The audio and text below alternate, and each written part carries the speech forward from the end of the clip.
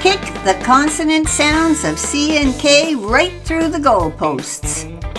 If you're working on pronouncing, reading, or spelling English, tune in today. Practicing short vowel sounds with the K consonant is super helpful. Good news! The hard C sound is exactly the same as the K sound. To make it, keep your lips slightly apart and push the sound from the back of your throat, like you're gently coughing up a tiny popcorn kernel.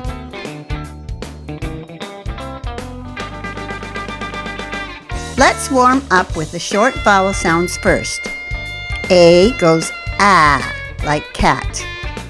E goes eh, like bed. I goes I, like sit. O goes ah, like hot. U goes like cup.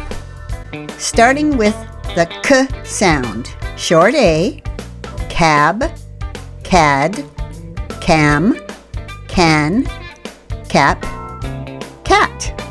Short E, keg, ken. Short I, kid, kit. Short O, cob, cod, cog, cop, cot, cow. Short U, cup, cud, cub, cut. Now let's try the K sound at the end of words. Very few English words end with just C. It's usually CK or K after a short vowel. Same sound, different spelling. Short A, hack, jack, lack, mac, pack, sack, tack, back. Short E, deck, heck, neck, peck. Short I, hick, lick, nick, pick, sick, tick, kick. Short O, dock, lock, mock, pock, sock, talk.